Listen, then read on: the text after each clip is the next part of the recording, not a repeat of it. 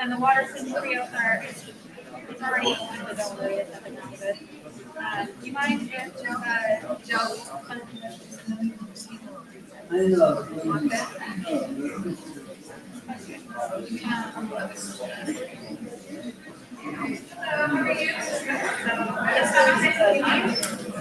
Do you mind if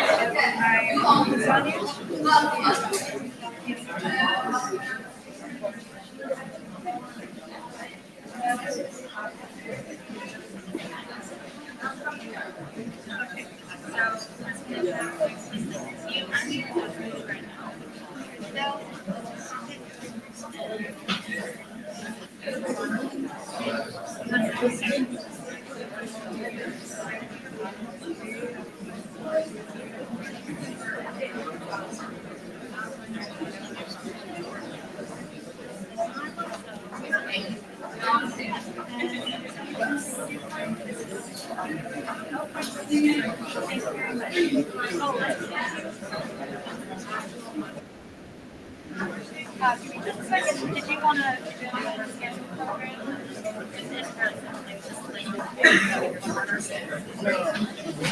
Just hang on. Yep, yes.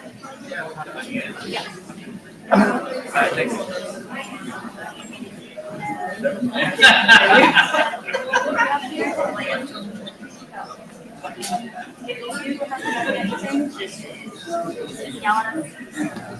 Fine. Okay.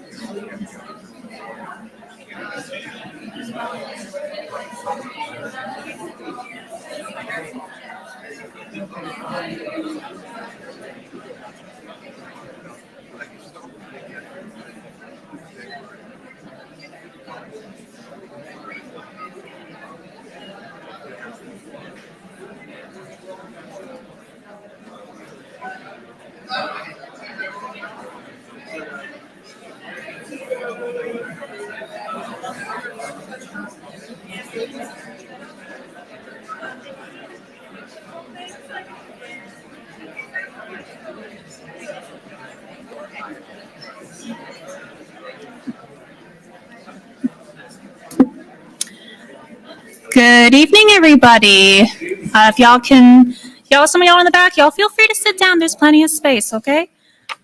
But good evening. My name is Pauline Bronstein. I am a librarian here at the San Diego Public Library.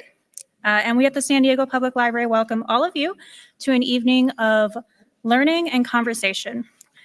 We've partnered tonight with Chabad Downtown to host Mr. Joseph Alexander, a survivor and witness of the Holocaust. The main interview will be conducted by Rabbi Zalman Karlovac of Chabad Downtown. Following their discussion, we will be having an open Q&A session. We're going to be using a set of microphones that'll be in the audience. They're not there right now, but they will be. So please hold any questions until the very end. They're going to be doing plenty of talking, don't worry.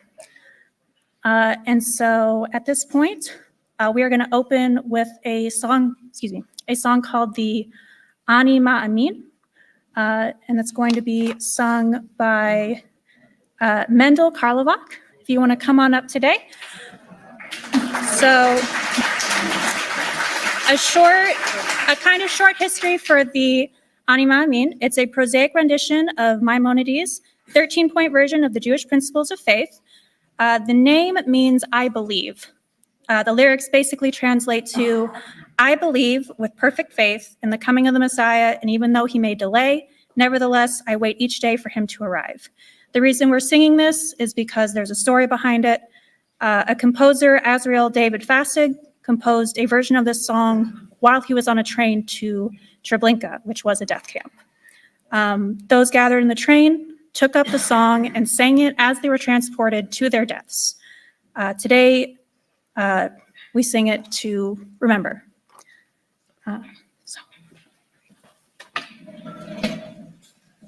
Okay.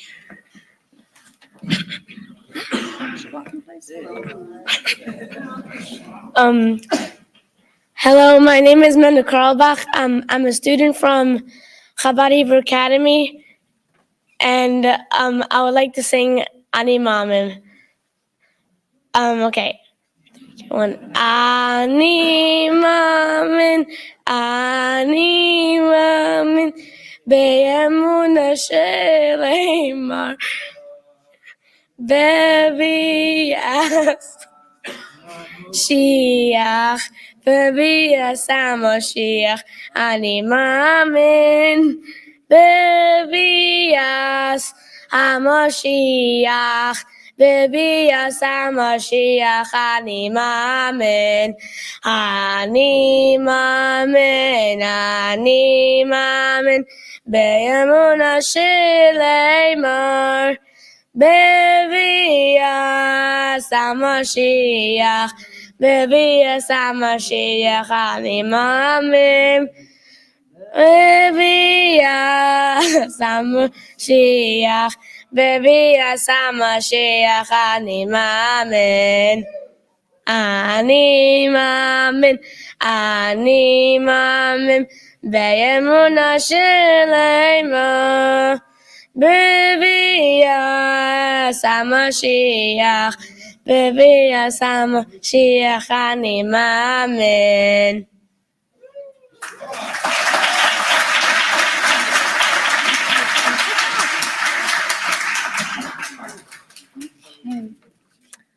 Okay, and y'all just look away real quick.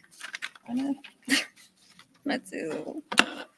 We also have a video we also have a video today introducing, I guess, the Holocaust for those of you who need a little history lessons brushed up on. But basically, the Holocaust was the systematic state-sponsored persecution and murder of 6 million Jews and countless other people by the Nazi regime, its allies, and its collaborators. The following video is a primer and reminder of the Holocaust and how it came to be. It is published by the World Jewish Congress, a nonprofit organization that was formed in 1936 with the aim of countering Nazis and Nazi thought.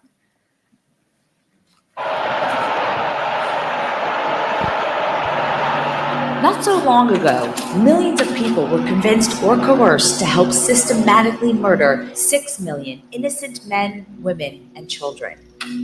How could this happen? How could so many people turn so bad? These are profound questions. There are no easy answers, but we do know that many methods that enabled this unprecedented mass genocide, known as the Holocaust, are being practiced today. To understand this, let's take a step back. In 1914 through 1918, the war to end all wars was fought. In this Great War, now known as World War I, Germany was defeated. Thereafter, the country struggled to pay reparations, overcome the ramifications of the Great Depression, high unemployment, and political instability. In this turbulent period, the Nazi Party and its leader, Adolf Hitler, rose to power by promoting extreme nationalism and fanning the flames of hatred, particularly against a German minority population, the Jews. Many German people enthusiastically embraced this message of hate and the promise of a renewed country. In the 1932 elections, the Nazi Party became the largest group in the German parliament, and through a negotiated political deal, Adolf Hitler became the Chancellor of Germany in 1933. Through a combination of oppressive laws and by practicing domestic terrorism, the Nazis were able to solidify their power. During this period, political opponents were jailed, the press was stifled, and Jews were vilified and humiliated. In 1938, on a night called Kristallnacht, 267 synagogues and more than 7,000 Jewish businesses and homes were looted or destroyed. 30,000 Jewish men were arrested, and more than 100 Jews were murdered. While this was not an era of social media, it was an era of fake news and aggressive propaganda. The Nazis deployed cutting-edge marketing and communication techniques. They were masterful in branding their form of hatred, using film as it had never been used before, posting aggressive, targeted messages, characterizing Jews as demons and monsters. With a population primed to hate, things got worse.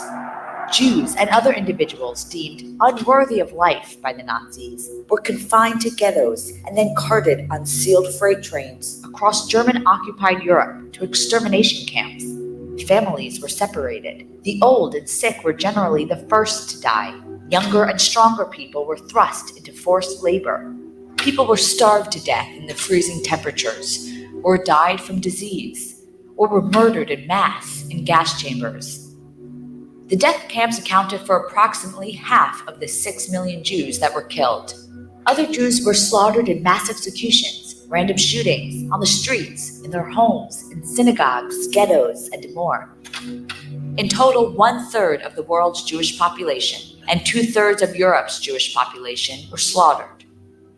In addition, the Nazis also murdered millions of other enemies and people they deemed undesirable, including Poles, the Roma, the incurably sick, Soviet POWs, political opponents, and gay men. In the end, millions of Germans, as well as individuals from other countries, were ultimately responsible for the largest genocide in human history. So how did this happen? The demonization of a minority population, false propaganda, domestic terrorism, the acceptance of hate speech, and the co-opting of the press are all hugely impactful. The Nazis proved that seemingly normal people can be convinced and coerced to commit the worst atrocities imaginable.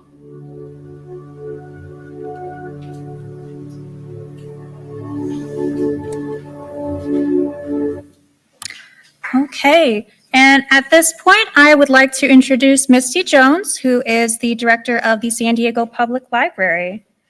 Please give her a round of applause.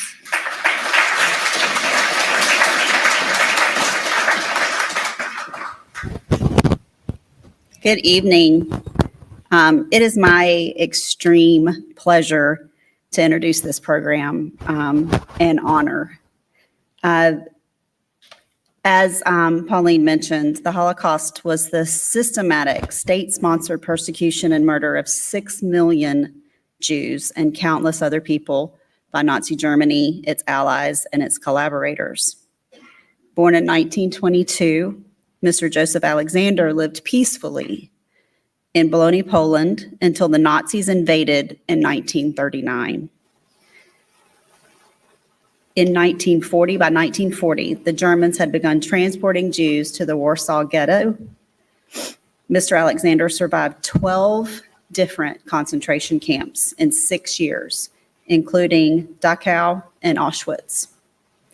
He experienced the horrors of the camps until 1945, when American troops liberated the area. He migrated to America, married, and had 2 children. He now lives in Los Angeles and has become a leading voice for Holocaust remembrance. Tonight, Mr. Alexander will be in conversation with Rabbi Zalman Karlbach of Chabad of Downtown San Diego. Chabad of Downtown is an educational community service center serving the larger Jewish community of San Diego with holiday programming, educational opportunities, life cycle events, and more. So it is with great respect and humility that I present Mr. Joseph Alexander and Rabbi Karlbach. So please, I want to hear the loudest welcome that we could possibly give them.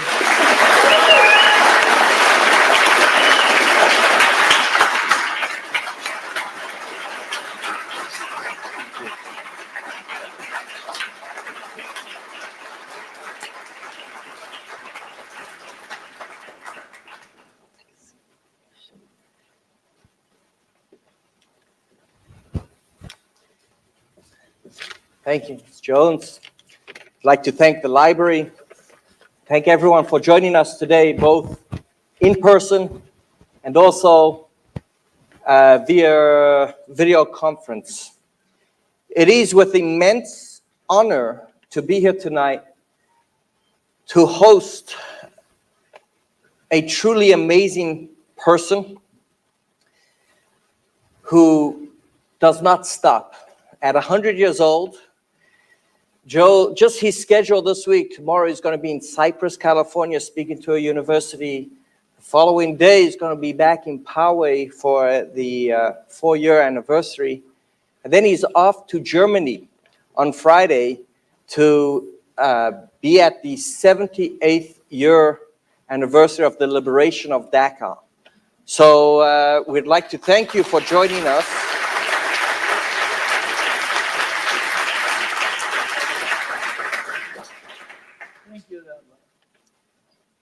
This year is a Jewish year in the Jewish calendar known as Hakel. Hakel symbolizes the year after the Shemitah, the 7-year cycle in Israel, where the king used to gather the people together. We thought that many events of gathering together is important. But tonight's event is really follows on the footsteps of the Yom HaShoah, the Day of Remembrance of the Shoah, of the Holocaust, and for everyone to gather to hear this story.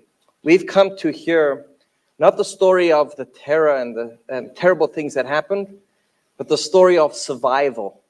And a story that Mr. Alexander is here to share with us.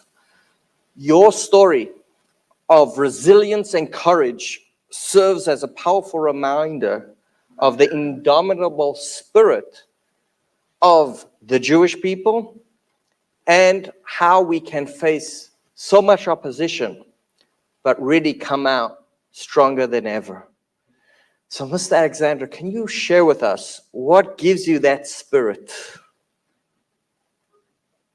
Yeah, okay.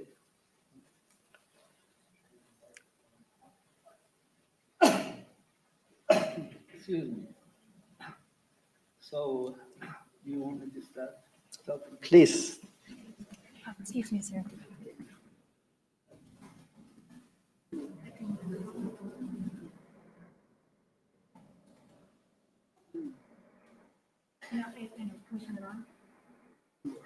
Your microphone, can you turn it on?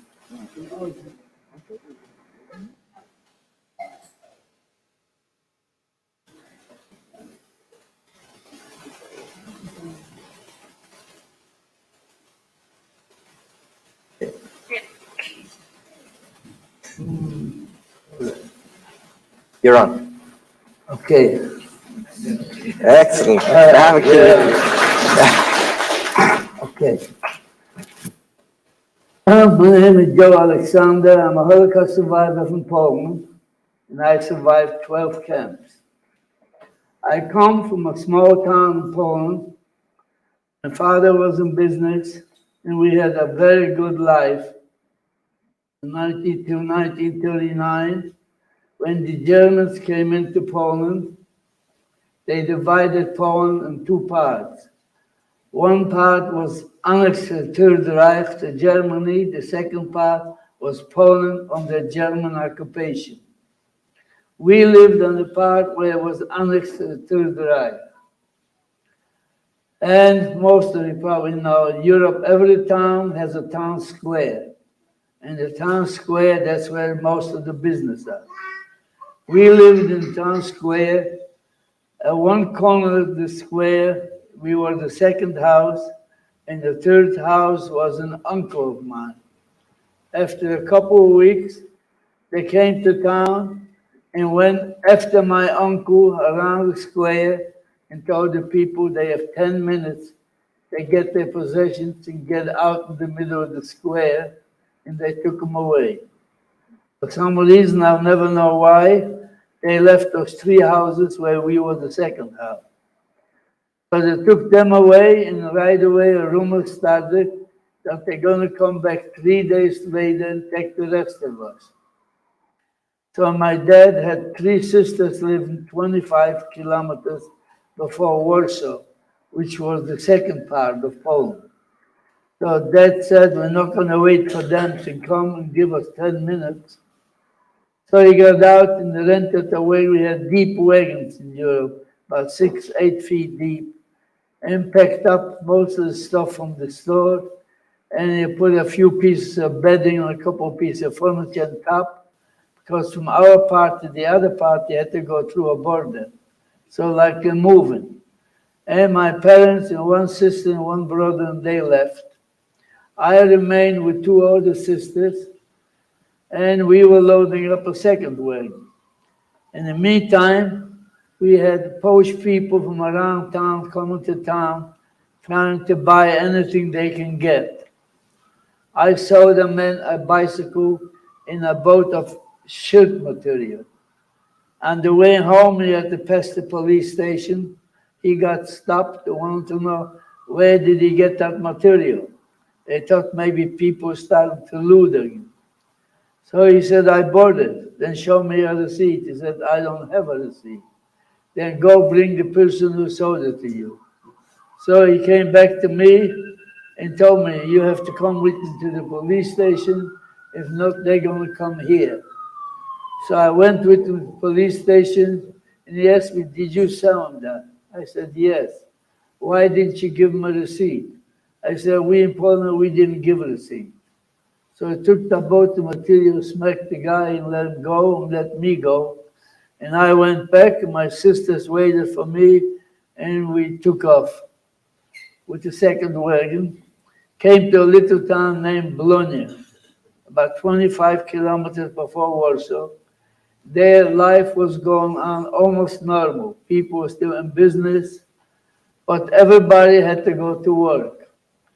Being there for a couple of weeks, I went to my first camp. That was in 1939. I went to a camp where you worked during the week. On the weekend, you could go home.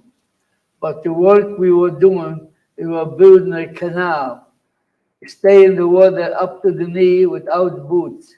And that was in October, November. In Europe, that's already in winter time. So I worked there for about 5 or 6 weeks, I think.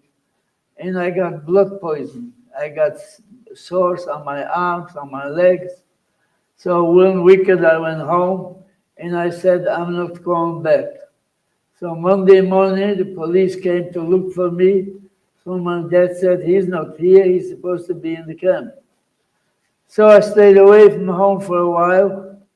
We lived with my friends and cousins.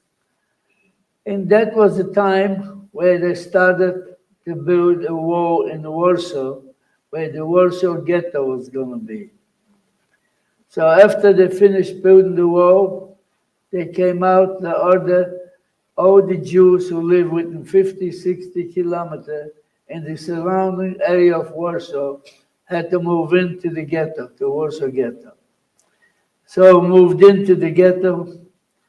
You can even imagine how terrible, how bad it was, the life in the ghetto. People were dying. Every morning there was dead people on the streets, on the sidewalk. You know, the area they picked out for the ghetto was a small area, and they put in over 400,000 people. So you can imagine what kind of life you could be.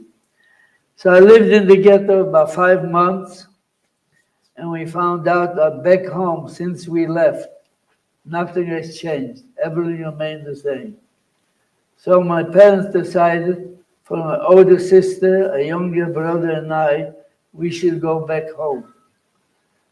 Go home, so I have to get out of the ghetto. So we paid off the guard at the gate to get out, and we got out. And he said the sister and brother will take one street, now take another street, and we walk through town. We'll meet on the outskirts of town. I walked for about 2 blocks, and I had a Polish teenager comes over and said, give me some money, I'm going to report you. So I figured I gave him some money, I got rid of him, and I kept walking. He got on the streetcar, rode the streetcar for a few blocks, and comes over again, now give me some more money. So this time I gave him some money, but I changed the street and I lost him. And I went to the outskirts of town, and I met my sister and brother, and we went home. So we came home, like I say, everything was the same since we left. Nothing changed. But it lasted 3 days. I was free for 3 days. After the 3 days, they came out and murdered all the Jewish men from 16 to 60. I reported the schoolhouse.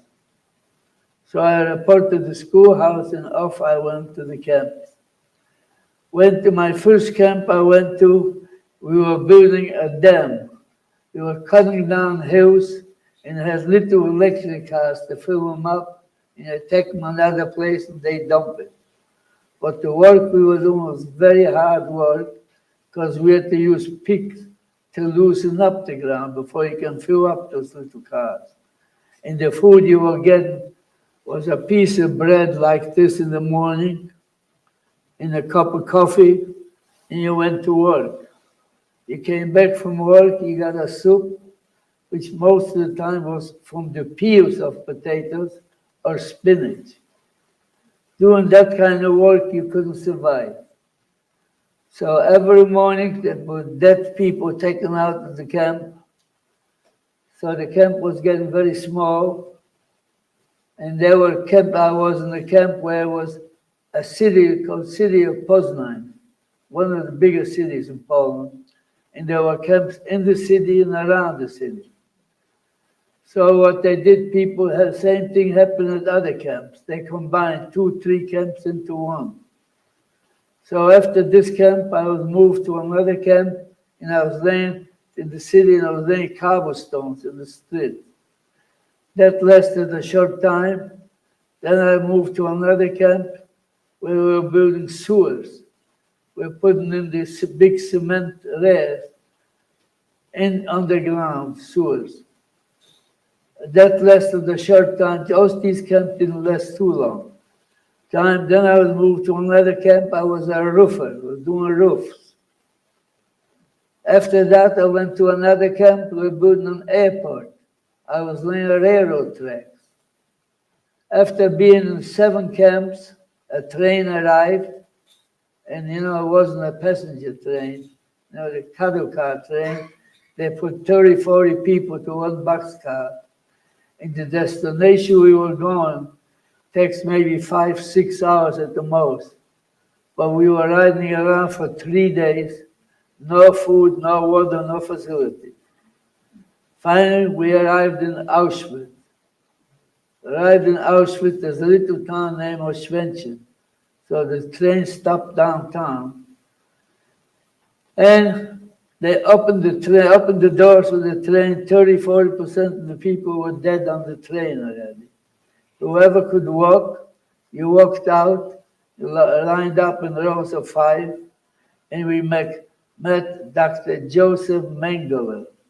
He was called the Doctor of Death. He selects people for human experiment or for the gas chamber. So Dr. Mengele said there's 6 kilometers to walk to the camp. He is going to select people to go to the left. The people on the left are going to be taken on trucks. So he went through and he picked out sick people, old people, young kids. And I was a little guy, he picked me out too to go to the left. But if I would come from home, I wouldn't know the difference. But I was already in 7 camps. In most of the camps, I had to go to work. I tried to get in with the biggest, strongest men. And here I look around, sick people, old people. I said, that's not the kind of people I like to be with. But my luck was, it was after midnight. If it would have been daytime, I don't think I could have done it. When Dr. Mengele moved further down, I ran back to the other side. If I didn't run back to the other side, I wouldn't be here talking to you tonight. Because the people on the left were taken on trucks, were straight to the gas chamber. So we ran back to the other side and walked to Auschwitz. I got a shower, and I came out of the shower, I got the tattoo.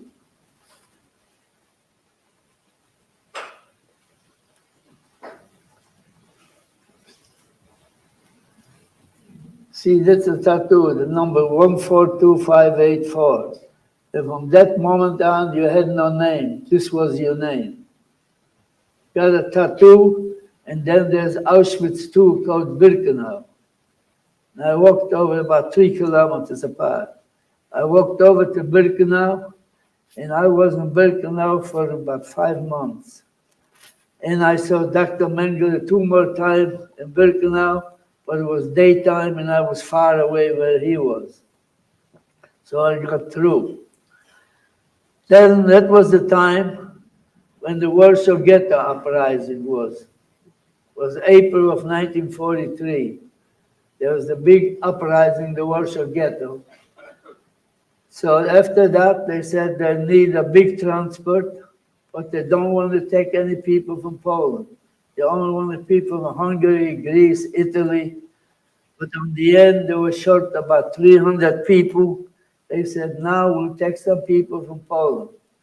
So I had a report, and I was going back to the Warsaw ghetto for the 2nd time.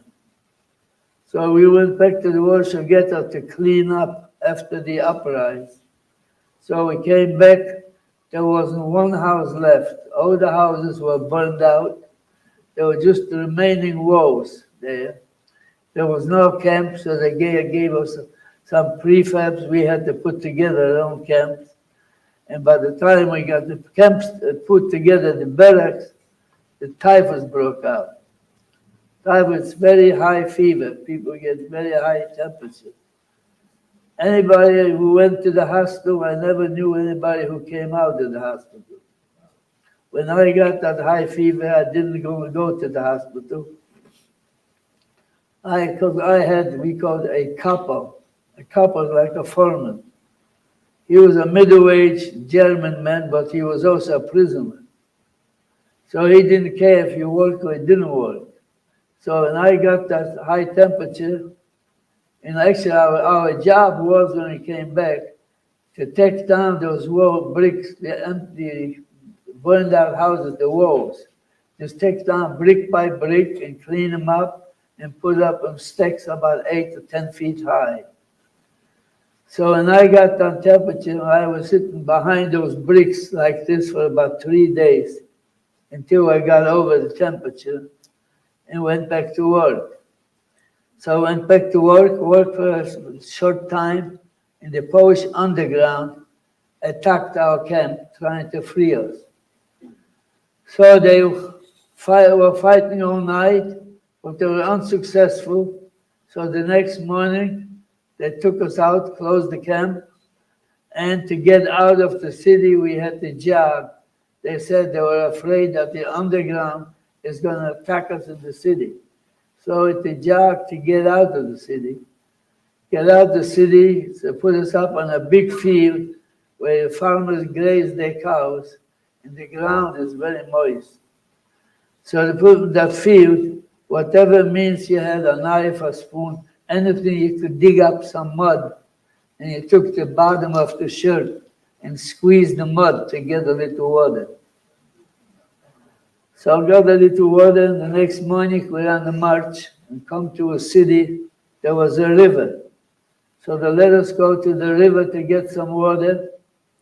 Two of our people went a little too far into the river. They thought maybe they want to escape, get out on the other side. They got killed in the river, they got shot.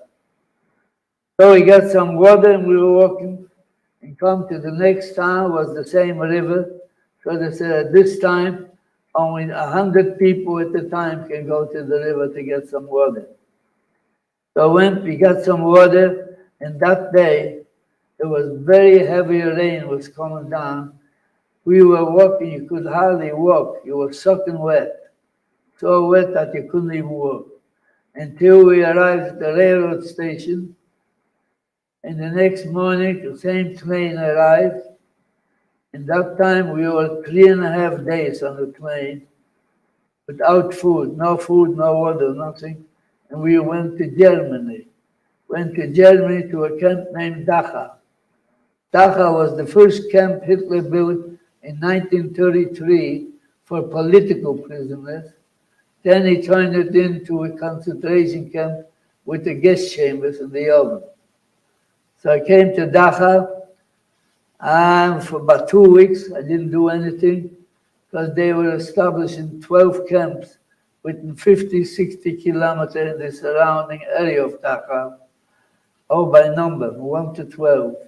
So after 2 weeks, I was sent to camp number 1, and I was working for a farmer.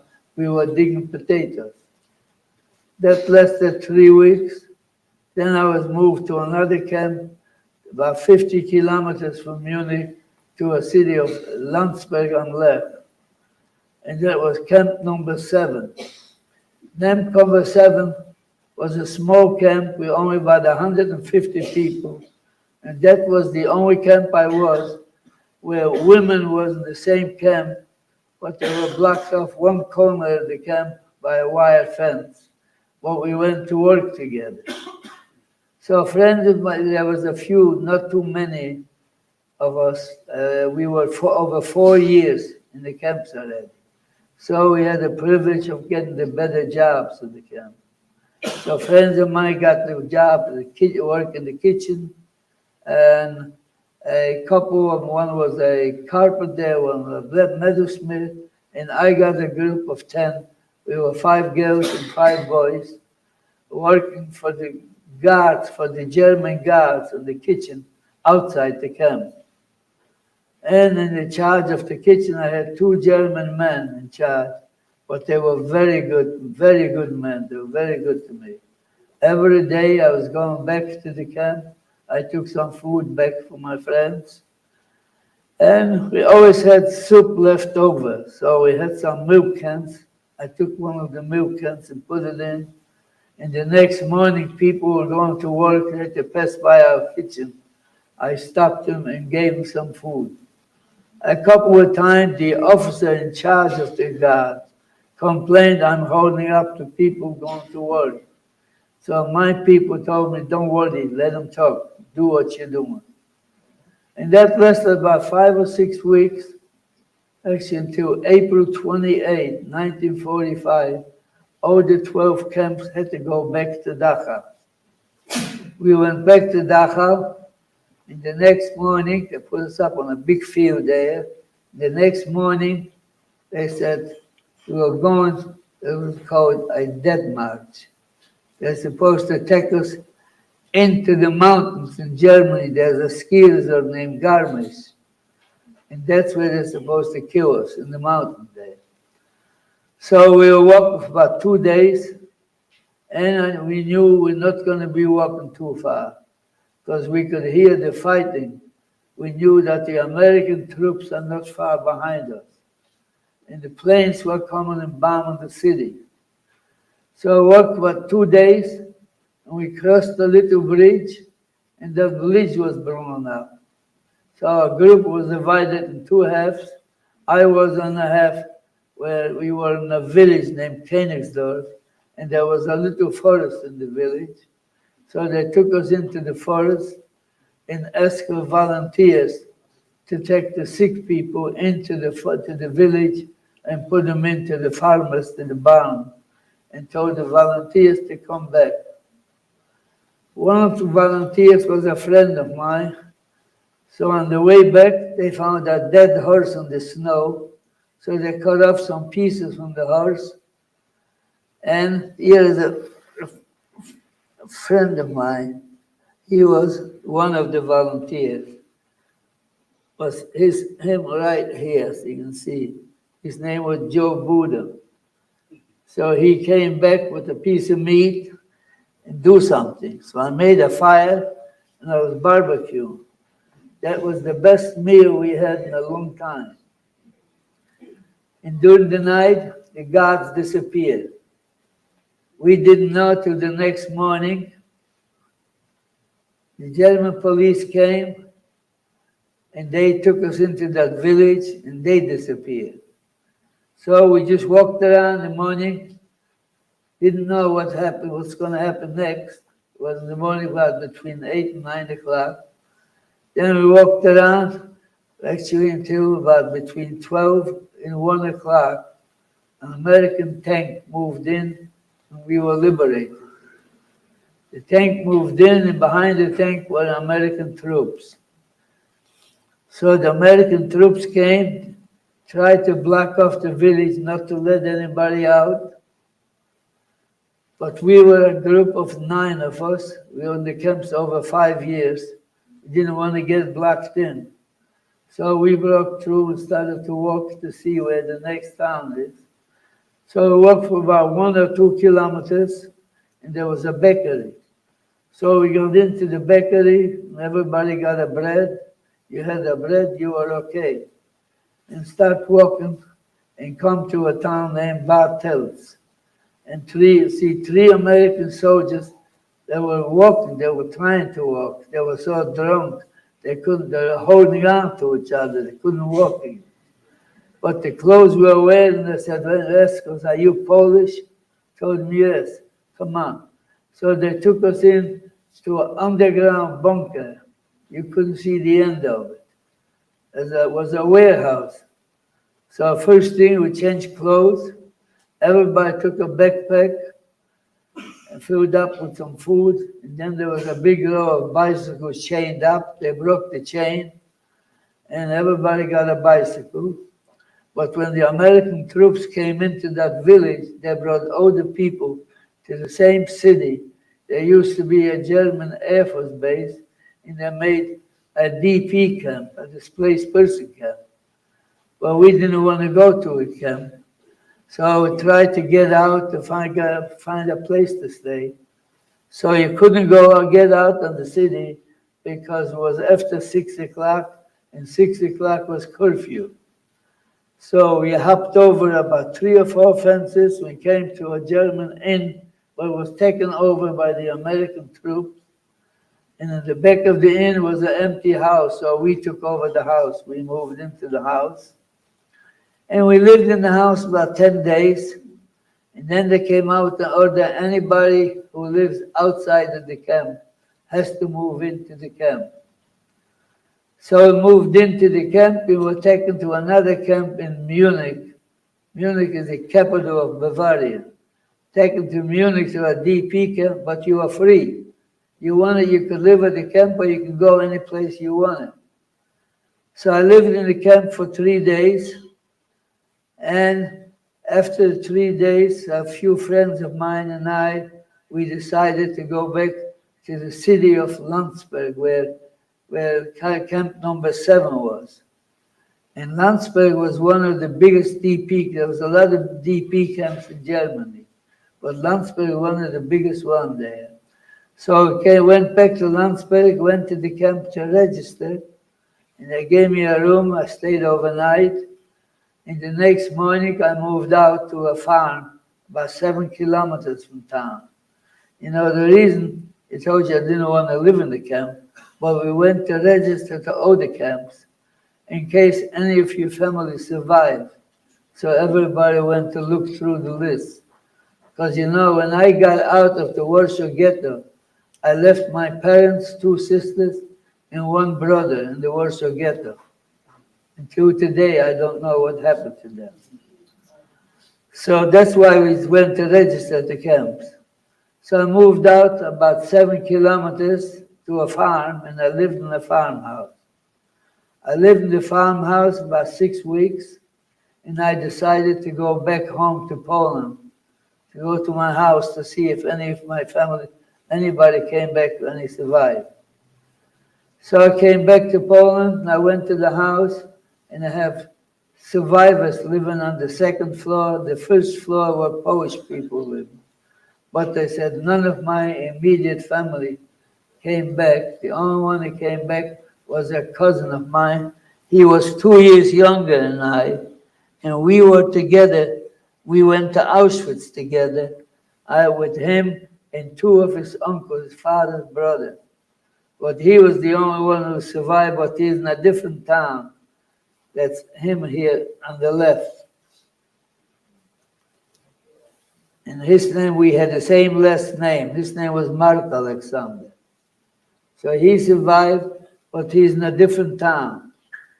So, but that time, it was very bad for survivors who came back. Because when they took the Jews out of the homes, Polish people moved in. And now some of them survivors come back. So the people didn't want to give up the homes. They were killing a lot of survivors. In one town named Kielce, they killed 42 survivors.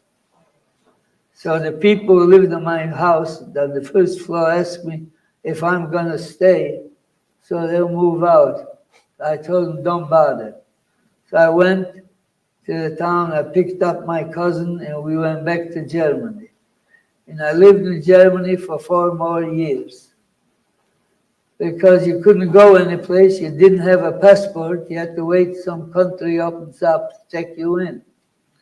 So I lived for 4 more years until Canada said, now we're going to take some people. So I went to register, and then you have to wait until they call you.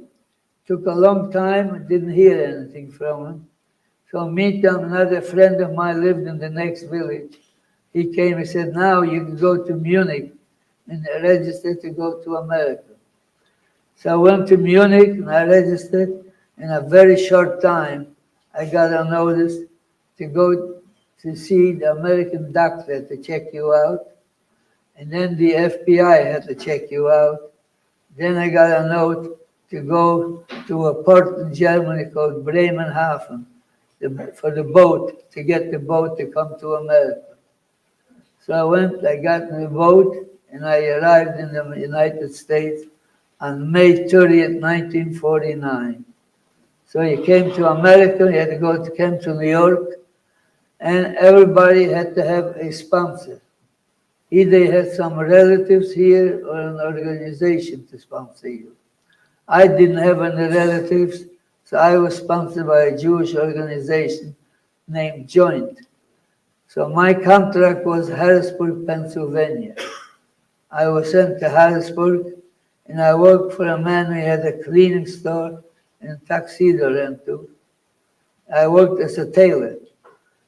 And a father couldn't be better than this man was to me. His name was Max Koppel. He was very good to me. But I came in May, and my cousin who survived had an uncle here in Santa Monica. And he was his sponsor, but he came in October. So he went to Santa Monica and told the uncle that I'm in Harrisburg, and we were the only two survivors from both of our families. So that uncle called me a few times. I should come here so we can be together.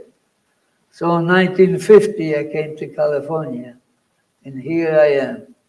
And before I got into anything, I didn't tell you, when I lived in Birkenau, I saw people run into the electric fence to get electrocuted. I saw people being beaten to death because they gave up. So when I talk to the high school kids, a lot of times they ask me, did you ever think of giving up? I said, no, I never thought of giving up. I never lost faith. I never stopped believing in God. And I said, I may have a bad day today, but I hope tomorrow will be a better day. But never give up. That's what I tell them. And I was in 3 camps. I had to watch people being hung. People trying to escape, then they got cut, and on Sunday, we had to gather around and watch them being hung. I saw it 3 times. So, there you are. Now, if you have any questions for me, I'll be happy to answer.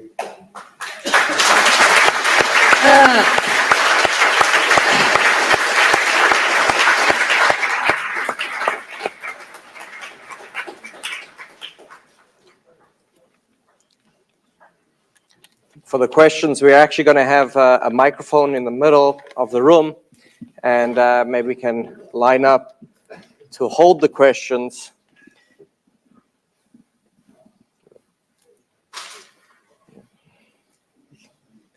Yeah, go ahead.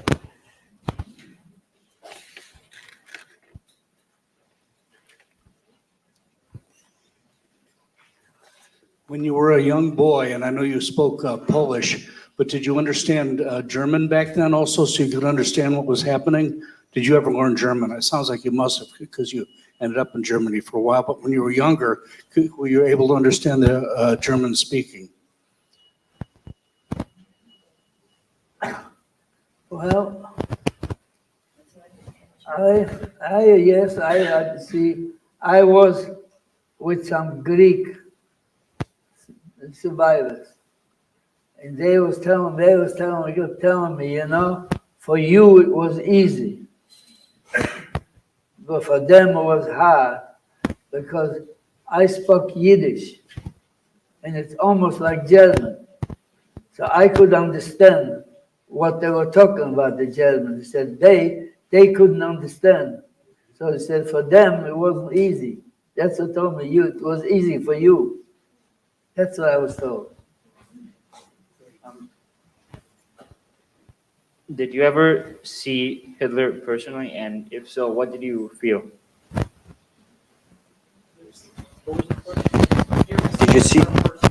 Did you see Hitler?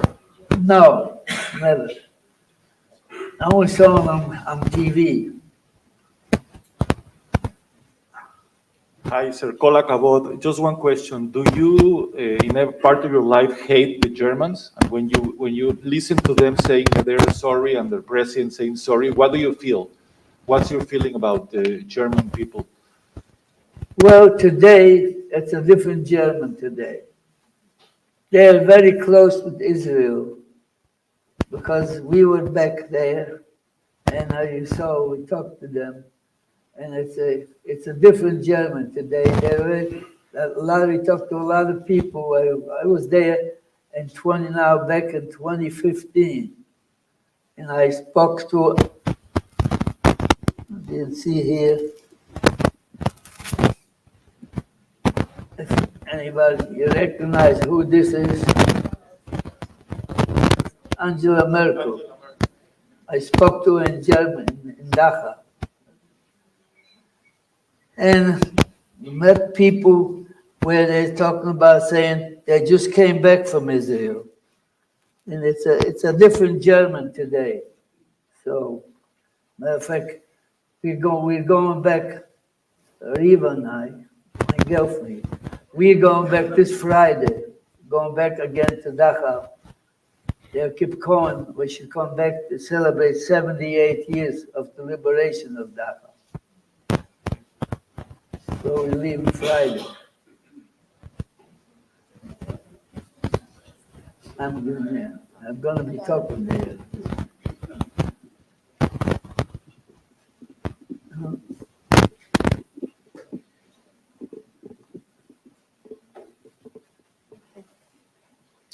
When you said that you heard the American military or soldiers coming, how do you know that it was them? The military soldiers.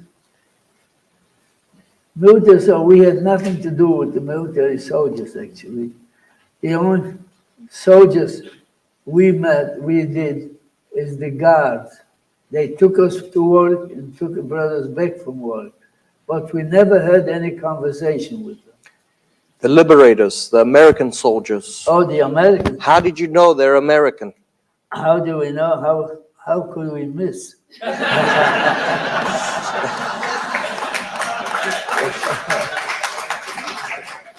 Because we knew that I told you that we knew that the American troops are not far behind us, so that they're coming. So when they arrived, we knew who they were. What brings you to keep sharing your story and traveling so much?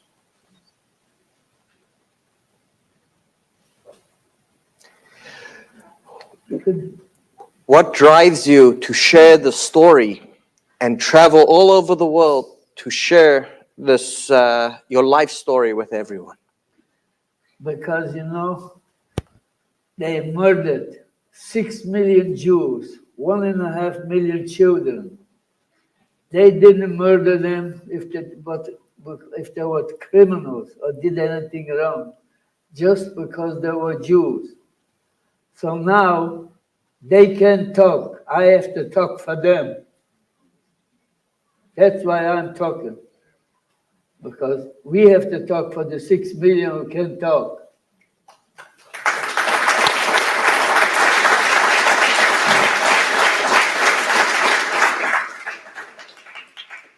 Mr. Alexander, have you ever testified at trials where Nazi criminals? By Nuremberg, you mean? Not Nuremberg, there were many different trials after Nuremberg. No. Were you ever called to testify? No. No, I never did. I was never called to testify. We admire you. Thank you. Thank you for coming here. Thank you. Thank you.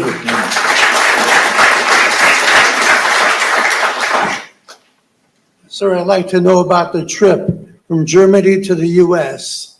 How many people were on that ship and how long did it take? 10 days. And it was the ship was full of people?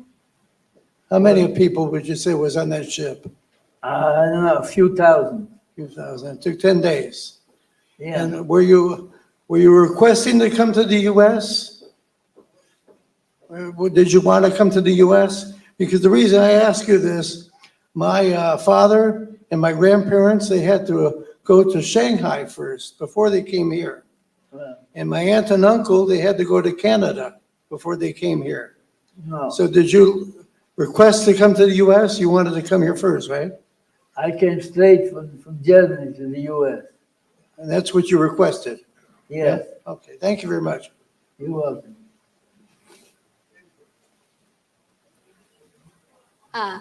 Do you ever see anything that was happening in Nazi Germany to today's day and age? Like any hints?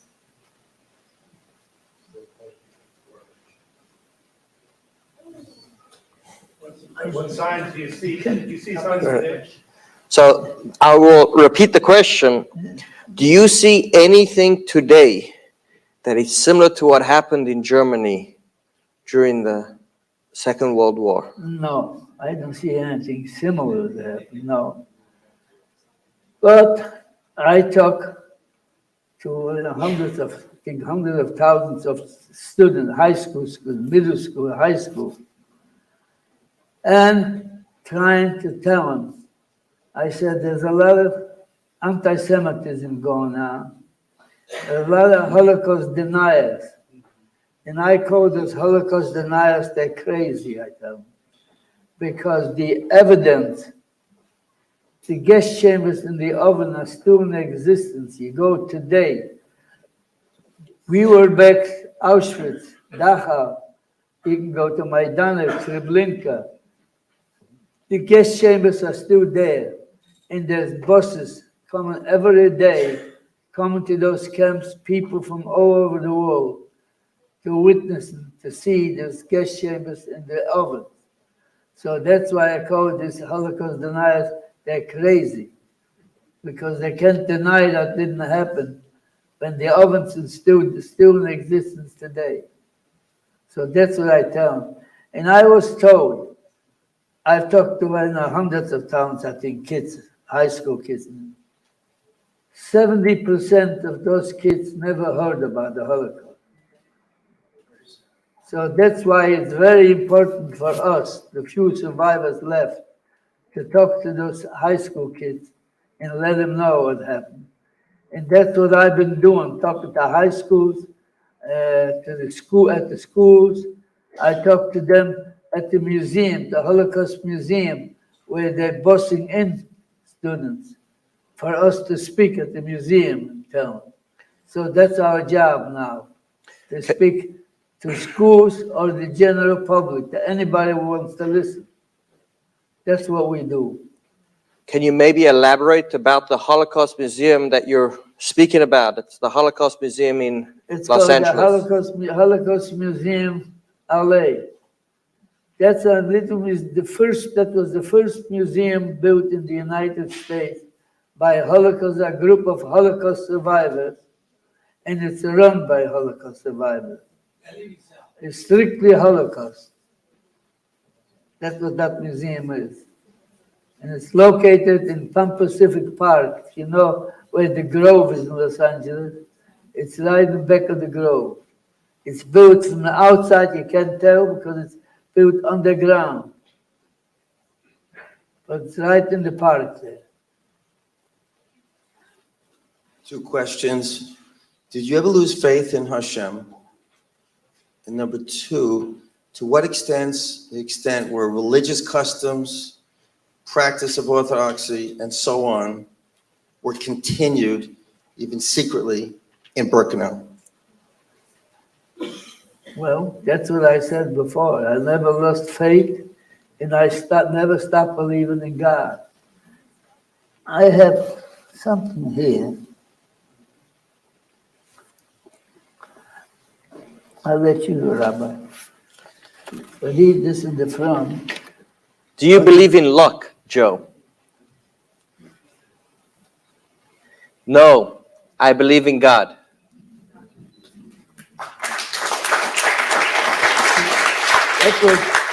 That was a little book. We have a school called the Otis, a design school.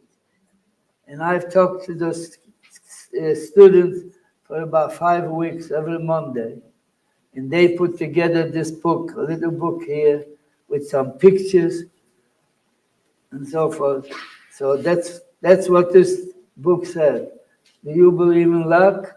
I said, no, I believe in God. Beautiful. Here is something I will show you.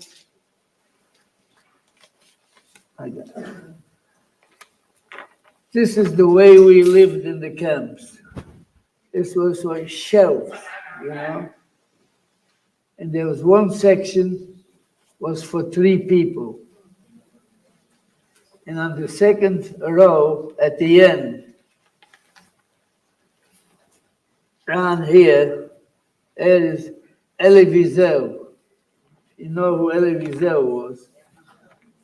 He was a Holocaust survivor and a poet, a writer. He wrote a lot of books. He got a Nobel Prize for his writing. That's him on the second row here. And some of the camps were, these were the uniforms we were wearing in some of the camps.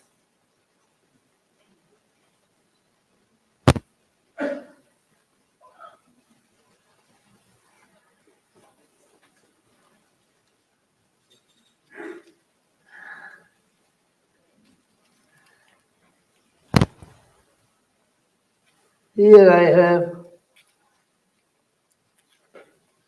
that's my liberation from Dachau.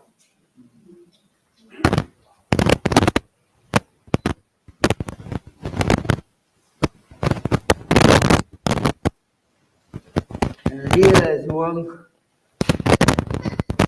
from Auschwitz. And on the bottom, you see my tattoo, my number here, 142584. This is from Auschwitz.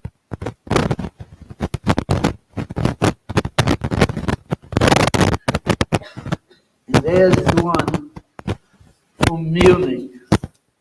And on this one here, it tells you here that I was in the camps from 1939 to May 2nd, 45.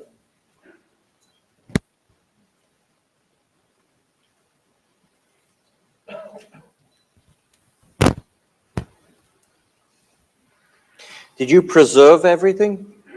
Or you just had it with you?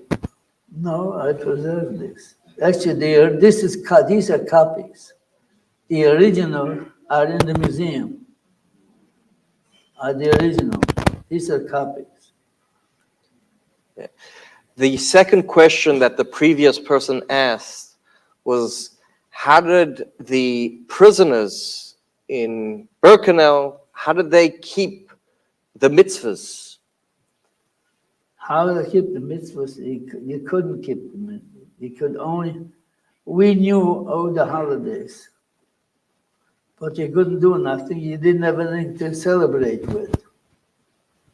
You had your faith. The faith we had, but that's all. But you couldn't do it. They didn't have anything. The only thing you were looking for, where can you get another piece of bread? And the reason, like you say, how, like myself, how people survive is because the food you were getting, you couldn't survive on that food. That's why people were dying. The only way is we work with civilians. If you can manage just a little extra food, that's the only way we could survive. If I might interrupt for just a moment. If we have anybody in the audience today who requires extra assistance and cannot make it to this microphone right here, you can just go ahead and raise your hand at any point. We'll work you into the order and we'll have a mic that we can bring to you. So just raise your hand and one of us will get you. Actually, maybe they should bring the mic down closer here because I'm there. To see? Okay. If I speak like this, can you hear me okay? Oh, yeah. Okay. I can hear you. All right. But some people just whisper. Yeah. Okay. We're really excited to have you here. We've been waiting for months to get you here. I think you were supposed to be here in February and you had COVID or something. So, wow. Thank you for being here.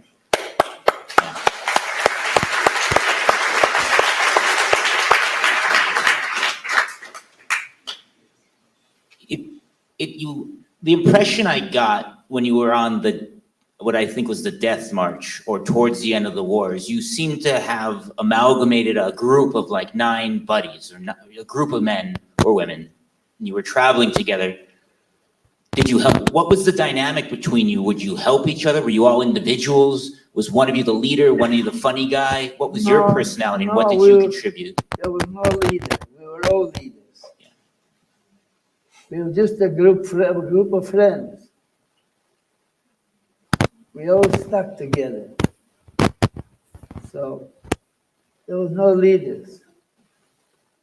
How long of time did you get during the war to spend with them? I mean, with this, during the war, or like you'd get like a month or a week with them? Well, I have actually, it all depends, you know, we had friends. We were very close. I have a little picture here. Let me see if I can find it. Yeah.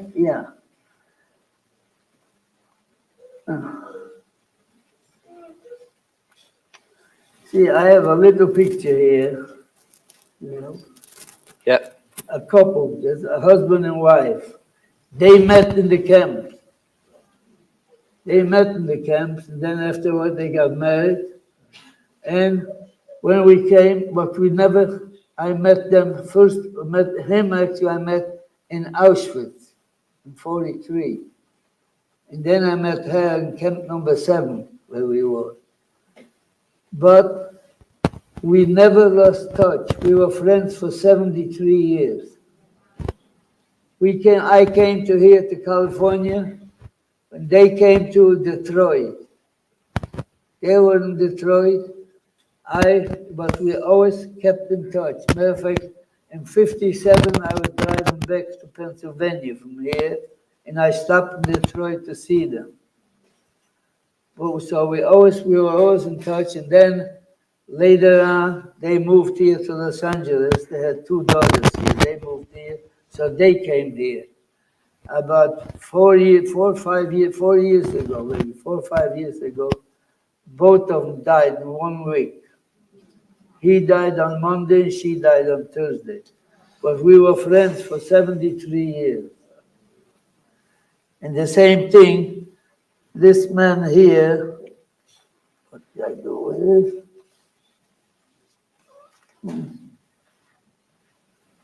Joe Buddha.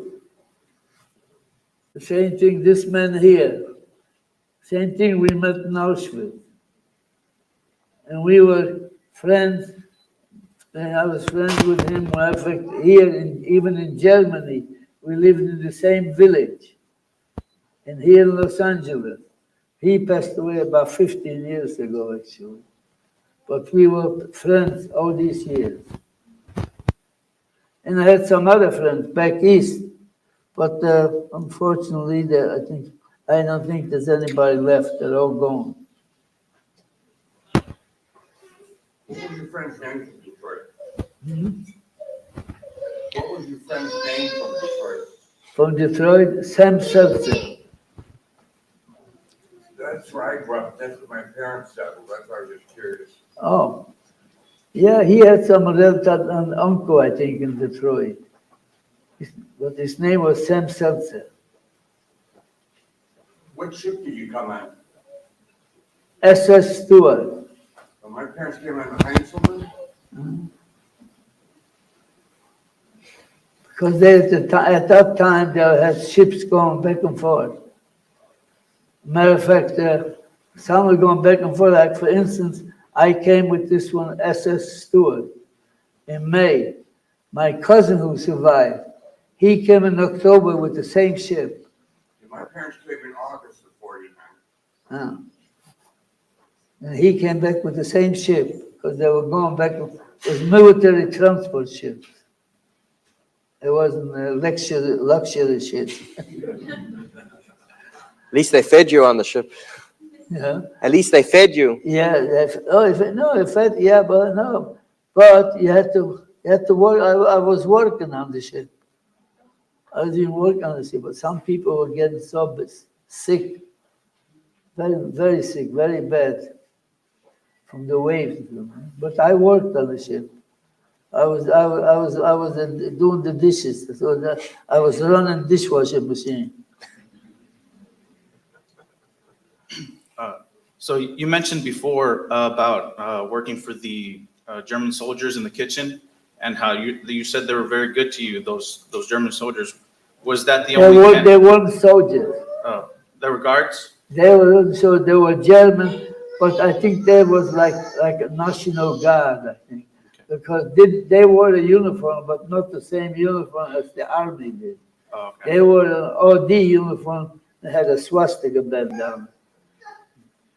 My question was, were they the only ones that showed you kindness, and was that the only camp that showed you kindness during your stay in those camps? Yeah, no, that's the only ones I was in contact with, because I wasn't in contact with any other soldiers. I had no contact. Like for instance, like I said, the guards at the camps, they took us to work and take us back, but we had no conversation with them. That was their job, and that was it. So we had no conversation with them, so we don't know how they felt. Thank you very much. You're welcome. When did you decide to start telling your story? Actually, when I started, it was 1997. In 94, actually, I made a tape. If you heard about the Shaw Foundation, but the Spielberg made 50,000 tapes. So in 94, made the tape. And then about 97, I had a friend in Culver City. He belonged to a club, was a mixed club, Jews and Gentiles. They called it an exchange club. And they met for lunch every Tuesday. So one day he said to me, Joe, why don't you come meet me for lunch? So I went with him for lunch, and then I was there. He said, see, Joe, why don't you tell him your story? So that was in 1997. And then I had a neighbor. She was an Israeli woman, and she was teaching the Holocaust studies at the synagogue on the synagogue, you know, it's called what's his name? Batam. So she was teaching Holocaust there. So once I said, Joe, why don't you come and talk to my students?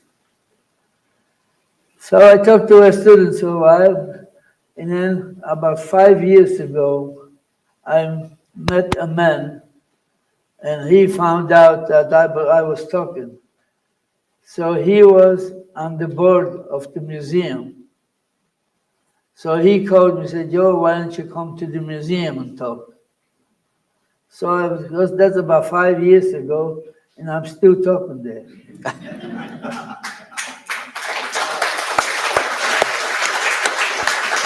I was just there a couple of days ago. I just talked to a group of schools.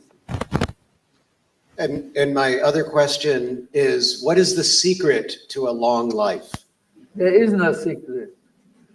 Just keep busy. Just keep busy and eat the right food, no junk food.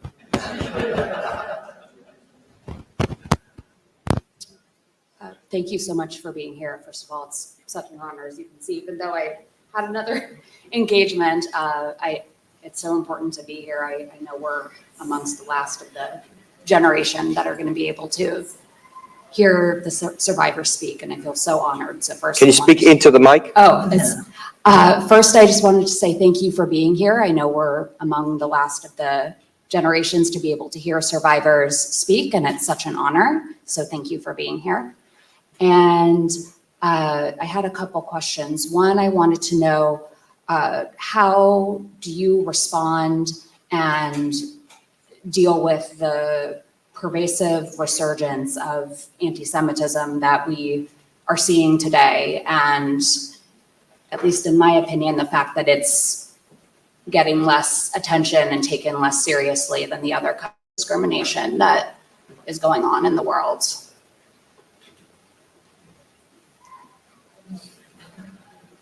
You didn't understand the So question? the question is, how do you respond to the resurgence of the anti-Semitism lately?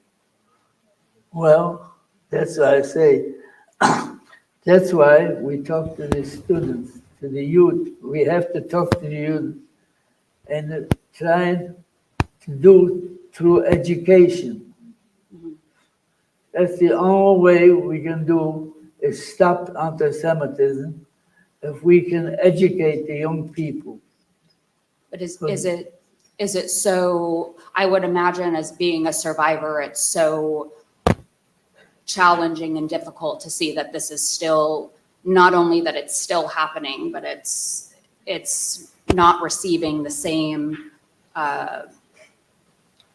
attention in the media or concern in the country that other causes are. I guess I wonder how you deal with that personally and how that affects you. No? Okay. Does it affect you? Okay. From what you've been through in life, does the fact that it's resurging and coming up again? Of course it affects me. You know, with anti-Semitism is that I'm a Jew. So that's what anti-Semitism is, against the Jews. So of course it affects me. But so I'm trying to do whatever I can do to stop it. That's the only thing I can do. Right. Thank you.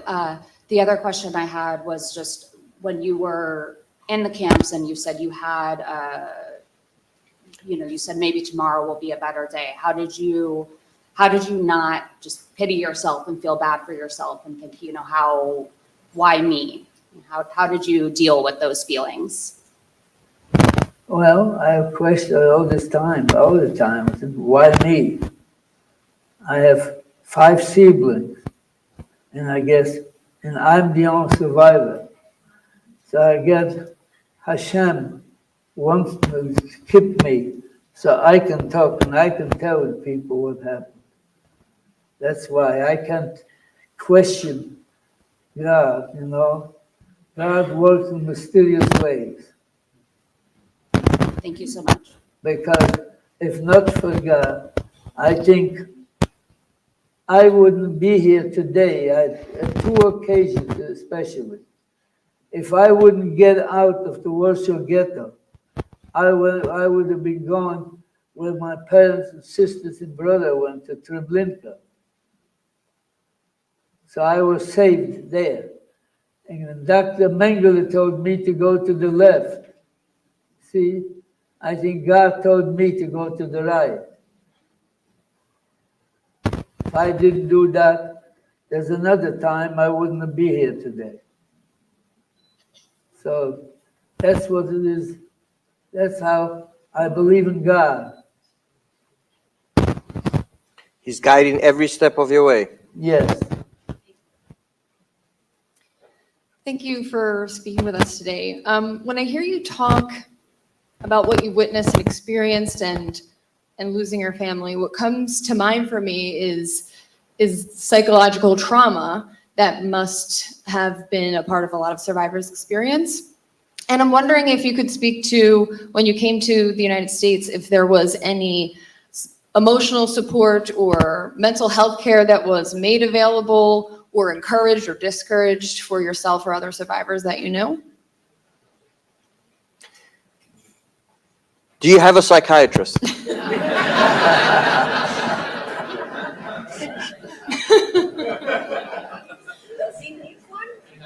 No. No.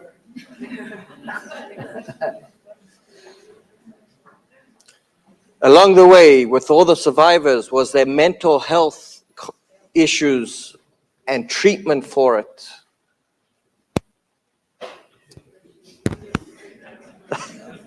No. I think we're talking about a whole different generation. I think that answers the question. Thank you.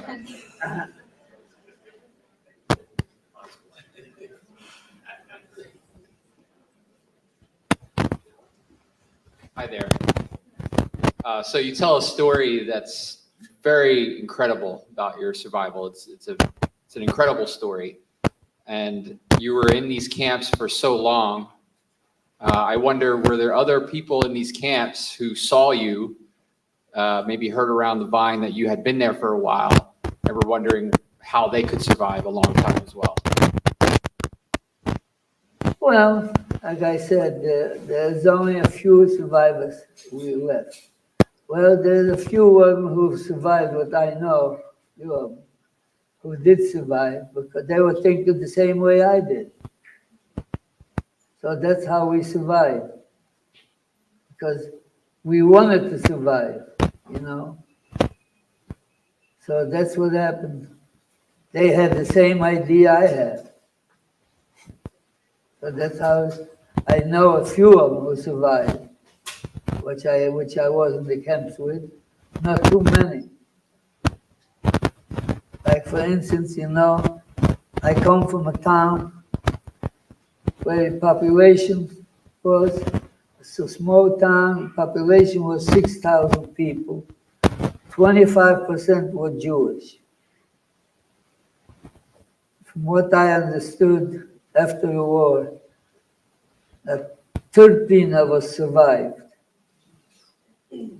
And today the town is 3,000 people, but not one Jew. But usually, you know, after the years, towns grow. This one was just the opposite. The reason I know this, because I was back and I had a book when the mayor of the city gave me the book. And that's what it says in the book. That the population was 6,000 before, 25% were Jewish, and today it's 3,000 people, and but not one Jew. What's the name of the town? Kowal. In Poland. In Poland. Central Poland. Thank you so much.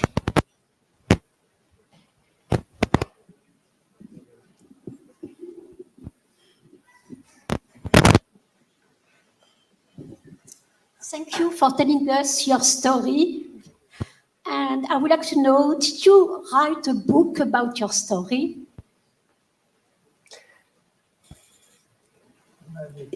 Have you written a book?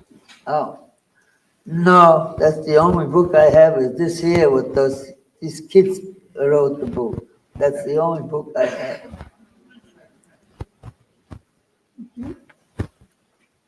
That's all. Also, believe in God. Elie Wiesel went to yeshiva, and he believed in God. And at the end of his life, he said, "I don't believe in God anymore," because what happened during the Nazi era.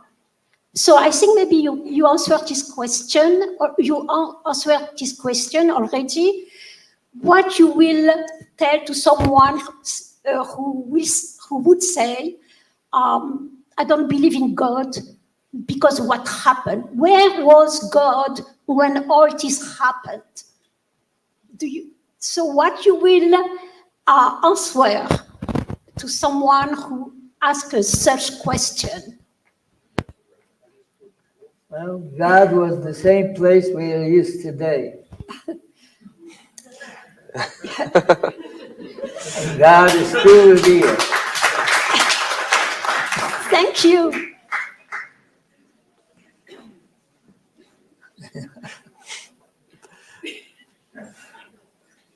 Hello, I just want to thank you for being here. So I want to ask you if you're familiar with Art Spiegelman and his book he wrote, Mouse, and just what your thoughts on it. Do you know the artist, the comic Art Spiegelman? And he wrote a book called Mouse. Oh. Are you familiar with it? No. No? Okay. And I have another question, like if you want to answer it. What would you say your worst experience was during the Holocaust? What was your worst experience? The worst experience was when Dr. Mengele told me to go to the left. That Okay. was the worst experience. Can I interject what the best experience was? Me running to the other side.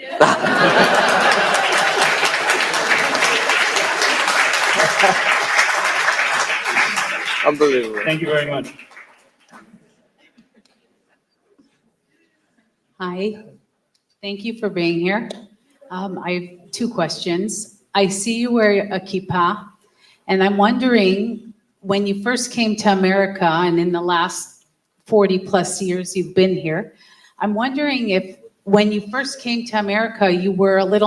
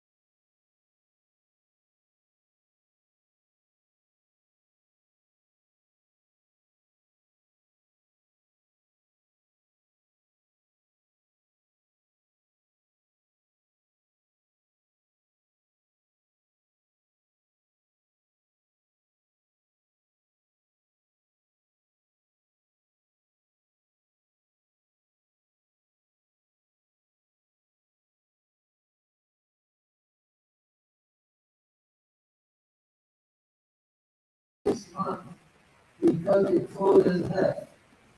So my brother had to wait to get a certificate when the war broke out. So he didn't get to go. If he would have gone to Israel, I would have gone to Israel.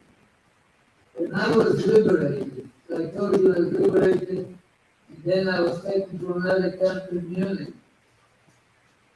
When I was in Camp Community, I was taken 3 days after I was liberated. Israel had a Jewish brigade fighting with the British, called the Haganah. So they came through the camp I was in Munich, and they asked anybody wants to go with them. We were 12 boys ready to go. So they said they're going to Belgium, and on the way back, they'll pick us up. So meantime, they didn't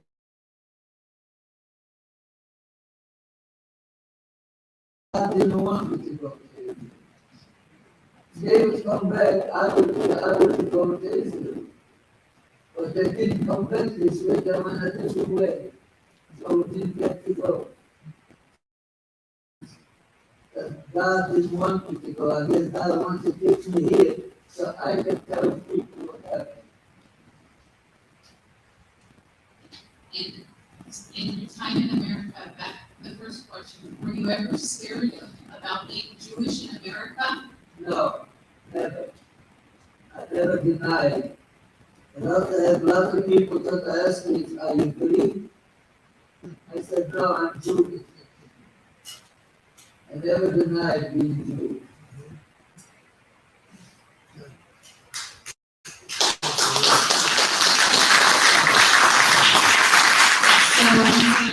For just a moment, we are going to be rounding off our Q&A, so this line is the line. If there are any questions last minute, this is your time to unmic and raise them.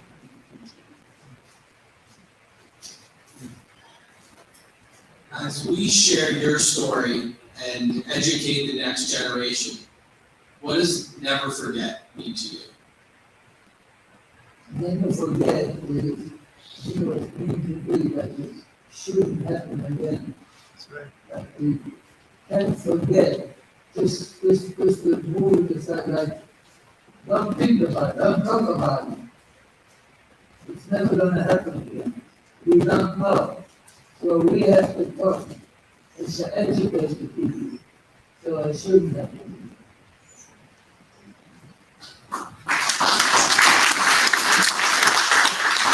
Thank you for being here today.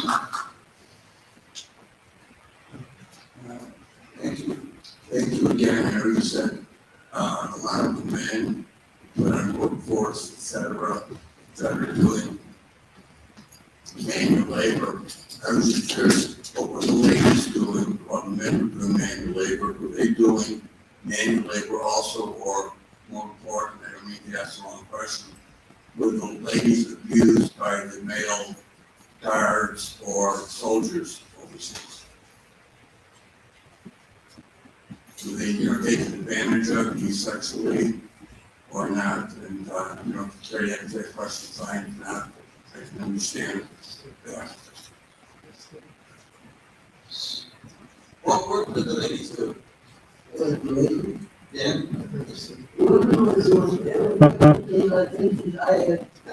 I get from What is it? The ladies are used by the prisoners or the guards or taken advantage of. Okay, I was just curious. Thank you. I never heard of it. No, they were doing the same thing, or they were going out like this. They kept by working. They went out to the restaurants. In the city, I remember where the shops were. They went to the restaurant to work there. Oh, this job. No, they didn't do any manual work. It's most of the house work. I think this is the last question. How did you wife? How did you meet your wife?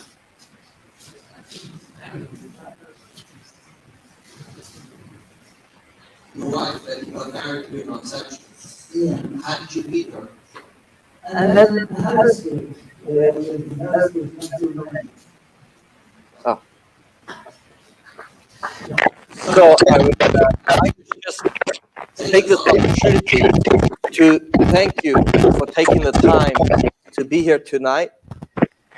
And we are saying that we should all be renewed with an appreciation of strength and courage by your story, that we are here today not just because we are existing, but rather because we're thriving. And you really give us this inspiration with things can go on around and we can focus on the bad, but instead you're always focusing on the good.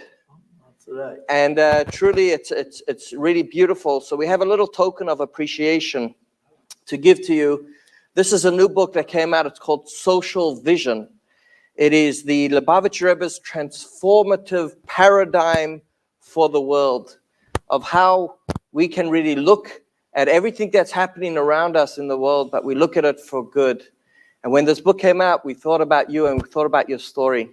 So just engraved, we just wrote a little message over here, and I'll read it for you. To Joe Alexander, a token of appreciation for sharing your life story of survival and faith with the downtown San Diego community. May God bless you with good health and strength to continue inspiring many, making this world a better place. Tikkun Olam, with blessings from Rabbi Karlebach and the downtown community. Thank you. Thank you, Rabbi. Thank you. Thank you very much.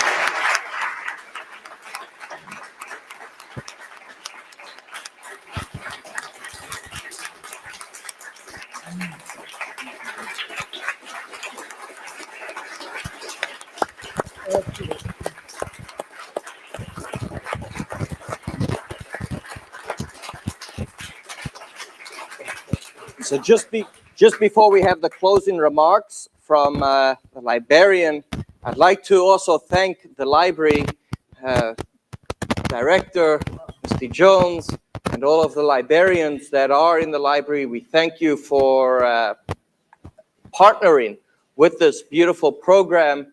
And it is going to be available online at the library website for if you want to see a recording of it. And also this coming Sunday in San Diego, we have also one of the greatest of Jewish speakers in today's world, Rabbi Y.Y. Jacobson, who is going to be sharing his talk of anti-Semitism, and that's going to be in the Chabad Center of Scripps Ranch on Sunday. So without further ado. Thank you all so much for coming tonight, and thank you, Mr. Alexander. It's been wonderful to have you.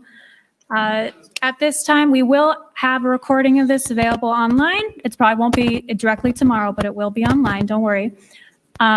Really, thank you so much. The San Diego Public Library thanks you. We thank you. They thank you. I hope you all have a wonderful night and drive safe.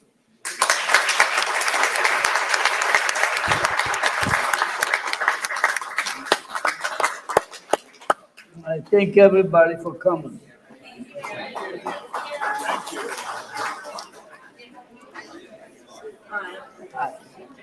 Wonderful guy, huh? I read him past last year. He was 92, just before his 93rd birthday. He was obsessed with the Holocaust, and he would have loved to care. And he'll be so proud of what you did.